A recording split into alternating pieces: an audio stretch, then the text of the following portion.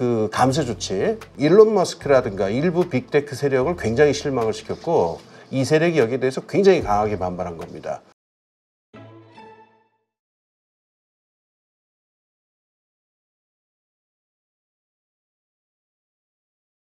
오늘 모신 분은 글로벌 정치경제연구소 홍기빈 소장님이십니다. 네. 안녕하세요. 안녕하세요. 네.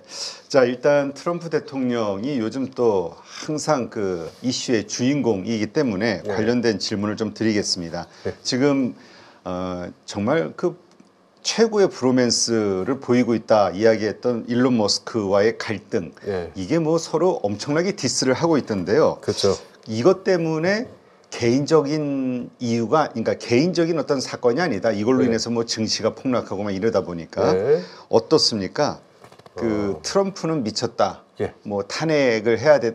탄핵에 찬성한다. 이렇게까지 하는 머스크의 행동. 예. 이 관계를 어떻게 봐야 됩니까? 물론 이제 이렇게 뭐 가십성이랄까, 그러니까는 선정적으로 이야기하는 사람들은 그 두 사람이 워낙 좀 험한 말로 이 관종이다 보니까 저 두 사람의 극도의 관종의 그 브로맨스가 얼마나 강했느냐, 뭐 파국이 예언되었다, 뭐 이렇게 해서 그런 얘기도 하고 그래요. 그러니까 물론 개인적인 차원에서의 어떤 그런 갈등 같은 것도 물론 있겠습니다만은 저는 절대로 그것만 봐서는 안 된다고 생각하고요. 배후에 좀 더 근본적인 문제들이 있다고 생각을 해요. 네. 그래서 거기에 착목할 필요가 있다고 봅니다. 네. 그러니까 예. 그렇다면 그게 뭘까요? 일단 사건의 발단은 그 트럼프와 공화당의 그 감세안, 네. 대규모 감세안, 이거에 대해서 실망감을 표출하면서 이게 시작이 된 것 같긴 한데요. 그렇죠. 네. 예. 근데 이 배경을 좀 우리가 알 필요가 있는데, 이 트럼프 대통령의 독특한 특징은 뭐냐면 그 지지 세력이 굉장히 잡다한데, 그냥 잡다한 게 아니라 아주 큰 주요한 세력이 세 개 정도를, 이렇게 세 개 정도의 어떤 그 분파를 생각을 할 수가 있어요. 네. 근데 이 세 개 정도의 분파가 그냥 어떻게 대충 합의를 볼 수 있는 분파가 아니라 너무 이질적이고 달라가지고 도대체 예측이 불가능합니다. 우선 첫 번째는 뭐가 있냐면은 그 전통적인 공화당 지지층이라고 할까? 그 월스트리트하고 그 미국 내에 아주 보수적인 슈퍼리치들, 요 사람들이 한 종류가 있고 전통적인 그 보수적 세력이죠. 네. 두 번째 세력은 뭐냐면은 우리가 많이 알고 있는 이른바 그 마가, 그러니까 미국을 다시 위대하게 만들자는 이른바 포퓰리즘 세력들이죠. 그러니까 기독교 극우파라든가 백인 인종주의자라든가 등등 하는 이 그룹이 있고, 세 번째 그룹이 뭐냐면 이제 피터 틸이라든가 바로 일론 머스크라든가 네. 부통령 제이디 벤스 같은 사람들이 이제 대표하고 있는 이 테크 브로라는 말을 요새 쓰고 있던데 이 빅테크 세력이에요. 네. 근데 이 세 세력이라고 하는 거는 서로 사이가 굉장히 안 좋고 서로 친할 수가 없는 상황인데 트럼프 대통령이 이 셋을 다 유지를 해야 돼요. 네. 그러다 보니까 무슨 문제가 발생하냐면은 혹시 삼체 문제라고 들어보셨어요? 아니요. 그게 그 유명한 중국 사람이 쓴 유명한 SF 소설인데 네. 저기 머나먼 우주에 이렇게 태양계가 하나 있는데 태양이 세 개래요. 네. 그래서 그 세 개가 서로 중력작용으로 막 복잡하게 도는데 이건 물리학 법칙으로 도저히 예측이 안 되는 그런 상황이다 이렇게 얘기를 하거든요. 우리가 지금까지 그러니까 트럼프 대통령의 정책이라는 게 도대체 그 예측을 할 수가 없다. 그 원인을 주로 이제 트럼프 본인의 변덕이라든가 이런 걸로 많이 설명을 하는데 사실 저는 그렇게 보지를 않고 그 삼체 문제예요. 이 세 가지 세력의 균형을 어떻게 유지하면서 자기 이 권력을 유지할 것이냐 이렇게 보다 보면은 예측할 수 있는 정책이 나온다면 그게 이상한 거죠. 그런데 이번에 그 감세 조치 이게 그 내부에서 이 일론 머스크라든가 일부 빅테크 세력을 굉장히 실망을 시켰고 이 세력이 여기에 대해서 굉장히 강하게 반발한 겁니다. 그리고 지금 여기에 대해서 트럼프가 지금 보이고 있는 행동은 뭐 좀 이따 말씀드리겠지만은 뭐 단호한 결별이라든가 단절 이런 건 전혀 아니에요, 사실은. 네. 그 상황에서 이 세 계파가 갈등하고 있는 데서 트럼프가 자기 입지를 어떻게 만들 것이냐 이 균열이 나타난 것. 그러니까 그 배후에 있는 계파 간의 문제와 트럼프의 어떤 그 줄타기라고 할까? 이 갈등의 양상으로 보는 게 좀 더 근본적이겠죠. 그렇군요. 자, 그렇다면 예. 어쨌건 트럼프 대통령이 머스크에 대해서 어쨌든 공격적인 언사를 내뱉는 것은 그 감세안에 대한 그 머스크의 공격 네. 이것이 좀 여러 차례 반복이 되다 보니까 여기에 대한 이제 응답인 것 같은데 예. 어떤 이거 보복성 조치 아니냐 예, 예. 이렇게 봐야 되는 거죠. 아, 그러니까 당연하죠. 그러니까는 머스크가 그렇게 나오니까 트럼프가 맞받아치지 않으면 안 된단 말이에요. 그러니까 이제 두 가지 양면 전술이 다 있는데 하나는 이제 당연히 정부에서 그 맺고자 하는 계약 이걸 갖다가 철회할 것이다. 철회할 수 있다라고 암시를 하는데 이 액수가 이제 보도된 걸 보면은 물경 그 380억 달러 규모라고 하니까 이건 뭐 죽으라고 하는 얘기라 정부 입장에서는 그렇게 나오는 거죠. 그래서 이런 무시무시한 조치도 있고 거기다 또 새로운 걸 꺼냈는데 이제 일론 머스크 저런 사람이 마약 중독자다 이런 얘기들을 지금 흘린단 말이에요. 그러니까 한면으로는 정부 차원에서의 강력한 대응을 얘기하기도 하면서 두 번째로는 인신공격도 해요. 이 두 가지가 지금 이제 결합된 단계로 나오니까 뭐 던질 수 있는 건 다 던져보자. 일단 막 지금 집어던지고 있는 상태입니다. 그러니까 보복성 조치라고 말하는 건 너무 당연한데 주의할 건 있습니다. 어느 쪽이라도 하더라도 아직 실제로 총을 쏜 건 아니에요. 실행 단계는 아닙니다. 철회할 수 있다라고 얘기를 한 거고 네. 그리고 인신공격도 뭐 좀 이따 얘기하겠지만은 아직 뭐 전면적인 그런 건 아니라고 봐야 돼요. 그러니까는 네. 아직은 뭐 전면 총을 직접 쏘고 있는 상황은 아닌 것 같습니다. 네, 그렇군요. 예.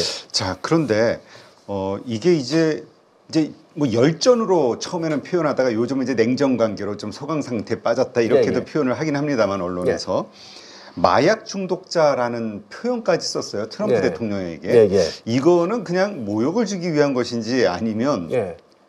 저 트럼프 대통령이 머스크에게 예, 그래서 뭐 예. 백악관에서 마약을 썼느냐 뭐 이런 이야기까지도 뭐 나오고 있는 상황인데 예. 이것은 트럼프 대통령이 좀 더 강하게 공격하기 위한 하나의 밑그림 시작점이라고 봐야 됩니까? 저는 그렇게 보지는 않아요. 왜냐면은 그 워딩이라든가 그 언사가 나온 맥락이라든가 그 뉘앙스 같은 걸 보게 되면은 물론 시작은 이런 거예요. 그러니까 이게 저놈 나쁜 놈이다 이렇게 했다기보다도 자기가 직접 본 이야기다라고 하는 식으로 얘기를 하면서 가슴이 아프다. 이거 참 뭐랄까 참 깝깝한 상황이다. 저놈 답답하다. 뭐 이런 정도인데 그러니까 이게 버섯에 뭐에 뭐 여러 가지를 아마 피우는 모양이죠. 머스크가 그걸 아마 봤다라는 식으로 얘기를 하고 있는데 이거를 퍼뜨리는 과정이 어떻게 되냐면 뭐 막 떠들었다기보다도 그 공화당에 있는 그 주변 인사들한테 전화로 해가지고 이 말을 흘린 거예요. 네. 저 사람이 저랬다. 공식적으로 제가 발표한 게 아니라 공식적으로 막 그러니까 뭐 그런 얘기도 있었는데 과정 자체가 그러니까 이렇게 밑밥을 깔아놓는달까? 소문 퍼뜨리기. 소문 퍼뜨리기. 그러니까는 흠집 내기 뭐 이런 정도로 해가지고 이걸로 아직 막 공격적으로 공격을 한 건 아닙니다. 근데 이제 우리가 주의해야 될 건 뭐냐면은 이게 워낙 흉측한 그 혐의니까 여기에서 그 영어로 이제 에스컬레이션이라고 그러죠. 단계를 계속 높여가지고 더 강한 공격으로 나갈 수 있는 밑바탕이긴 해요. 그러니까 지금 그 밑바탕을 깔아놓은 정도지 아직 뭐 이걸 가지고서 그러니까는 뭐 완전히 열전으로 들어갔다 이렇게까지 보는 거는 저는 맥락을 좀 어긴 것 같아요. 네. 근데 이 트럼프주의, 이거 자국 이기주의 아니면 뭐 내 세력 이기주의 예. 이거 어떻게 봐야 될지 모르겠습니다만 이건 미국만의 문제가 아니라고요. 네. 그러니까 이게 우파 포퓰리즘의 바로다 이런 식으로 이제 매체에서들 많이 얘기를 하고 그러는데요. 이게 어제 오늘 일이 아닙니다. 그리고 그동안에 사실 서방 중심의 매체에서 너무 이거를 갖다가 깜깜이로 얘기 안 봐서 그렇지 이미 이 가능성은 2000년대 말부터 있었어요. 그러니까 지금 격세지감이 느껴지는 책이 하나 있는데 혹시 토마스 프리드먼이라고 하는 사람이 쓴 지구는 평평하다라는 책 혹시 기억나십니까? 저는 안 나네요. 그래요? 네. 렉서스와 올리브나무라는 책은 혹시 기억나세요? 제가 좀 무식하군요. 아이고, 왜 전부 처음 듣는 단어들? 아니 워낙 옛날 책들이라서 그래요. 그게 지금 말씀드린 그 두 책이 렉서스와 올리브나무나 지구나 평평하다 이게 2000년 네. 전후에서는 거의 무슨 교과서가 됐었어요. 아, 네. 이제 그 전에는 이제 프란시스 후쿠야마라는 사람이 역사는 끝났다라고까지 얘기할 정도로 이제 다 어떤 지구화가 전 세계를 평정을 해가지고 자유민주주의와 세계시장 질서가 전 지구를 지배한다 뭐 이런 얘기들을 믿고 있었는데 네. 이 공식 이데올로기가 2009년 경제 위기를 계기로 하면서 근본부터 흔들리잖아요. 그때부터 이미 전 세계에서는 이 지구화적인 질서에 대한 불만들이 굉장히 강했어요. 이게 몇 가지 요소가 있는데 양극화가 너무 심했고, 네. 그 다음에 노동시장의 상태는 어디나 안 좋았어요. 그 다음에 특히 지난 몇 년간은, 지난 한 10년 동안은 산업기술 패러다임이 바뀌면서 이 국가의 도움이 없으면은 어떤 산업기술의 다음 단계로 나가기가 힘들겠다라고 하는 게 다 저거 하니까 그 옛날식 경제학 교과서에서는 2010년까지만 해도 그 자본시장에 맡겨야 된다. 네. 국가는 뒤로 빠져야 된다. 산업은 자본시장이 알아서 하는 거고 투자에 의해서 조직되는 거다. 이런 게 하나 공식 교리였는데 이거에 대한 신념이 2010년대 들어오면 다 깨져버리잖아요. 네. 그러니까 이런 요소들이 합치고 거기에다가 아까 말씀드린 대로 처음부터 이 지구화라고 하는 어떤 신조를 받아들이지 않은 나라들이 있어요. 전형적인 인도 같은 나라인데 네. 인도는 티를 내는 나라는 아닌데 이 나라는 한 번도 세계화라는 신조를 국가가서 받아들인 적이 없고 지금은 폐쇄적인 힌두 민족주의란 말이에요. 이런 나라가 인도도 있죠. 중국도 있죠. 러시아도 있죠. 헝가리도 있죠. 터키도 있죠. 거기다 지금 우리가 유럽에 가보면요.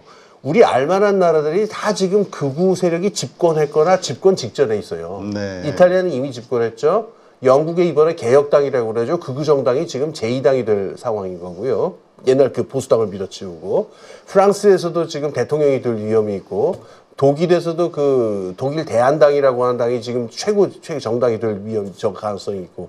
다 이런 식이니까 지금 이렇게 된 계기는 제가 보기엔 코로나 때가 계기였던 것 같아요. 아, 그래요? 2020년 코로나 때를 계기로 해서 그 국내 정치가 사회가 어지러운 틈을 타가지고 급격하게 우파 포퓰리즘으로 바뀌고 트럼프주의는 오히려 그거의 결과로서 한 흐름으로 나타난 거지 트럼프 때문에 저렇게 된 건 아니죠. 근데 지금은 트럼프 세력이 전 세계적인 우파 극우 포퓰리즘을 이렇게 연대감을 표하고 있고 또 반대로 전 세계적인 극우 세력들이 트럼프를 연대하기도 하고 그러니까 지금은 하나의 큰 전 세계적인 물결이 돼버렸죠.